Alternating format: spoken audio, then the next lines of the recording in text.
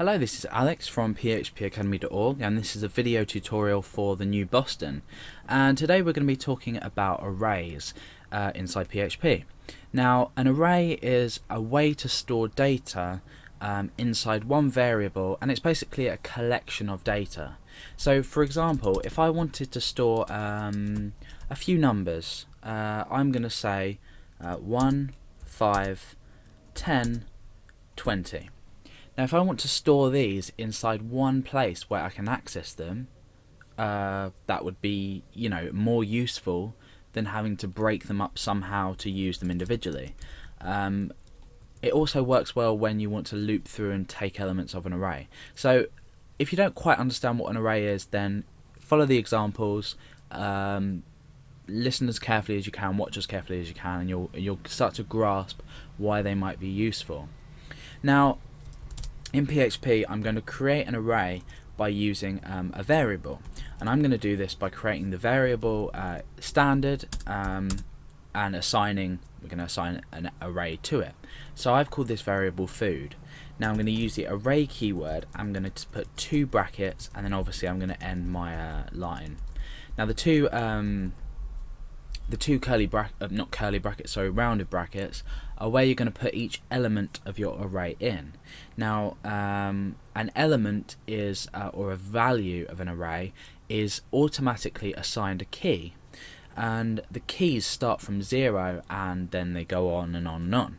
So if I was to create, first of all, food here, pasta, this is key 0 of our array. This is the data held at key 0, and the value of key 0 is pasta. Bear in mind we can put numbers in these as well, but we can't mix them, so they have to be all of one data type. So food equals array of pasta, pizza, salad, and I've just separated these with commas, and I have put them in single quotation marks. So now we have 3 elements to our array at key 0 here, key 1 and key 2. So if I want to access, say, pizza, I'm going to say echo food, and this time I'm using square brackets. This is accessing the key of the array inside here, the element of each array, and I want to say 1. Now 1, you'd think normally would be relative to this one, but obviously this is 0, this is 1, this is 2. So we're echoing out key 1 of the array food, and we know it's an array because we're using square brackets. So this will simply echo out pizza. So let's refresh, and you can see that's echoed out pizza. The same as if we change this to 0, that's going to echo out pasta, and if we change this to 2, that's going to echo out salad. Now there's a quick way to see, that's basically arrays on their own. These are just normal arrays that we're storing data in. Now if I wanted to say see all elements of the array, I can use the print r here, the print r function, and all I do is put the name of the array in. Now this gives us it in a way that we can really understand how this is working. So if we refresh, you can now see a clear demonstration of how the array works and how each value is stored. So we start off with this array keyword, that's just there. Just out of demonstration, if you were to just echo out the array on its own, all you're displayed with is this array keyword. You're not given the elements of the array. You need to access them individually using these square brackets. But for now, if we're just using the print r food, this is just basically showing us each key of the array. So remember, I said key 0, key 1 and key 2, and the value pasta is assigned to key 0, the value of pizza is assigned to key 1, and the value of salad is assigned to key 2.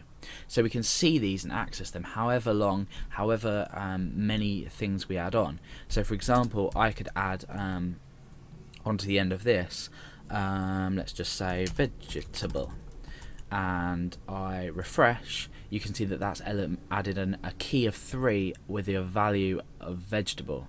So this is just basically how arrays work. All you really need to know at this point is that you can store many different values inside one data type, and then they can be accessed individually. But later on we can look at things like associative arrays, which give us a bit more flexibility, and where we assign not keys, but we assign our own sort of keys in a specific type, if you like, that allow us to use associative arrays to their advantage, and also multi-dimensional arrays. But this is just basically arrays as a whole.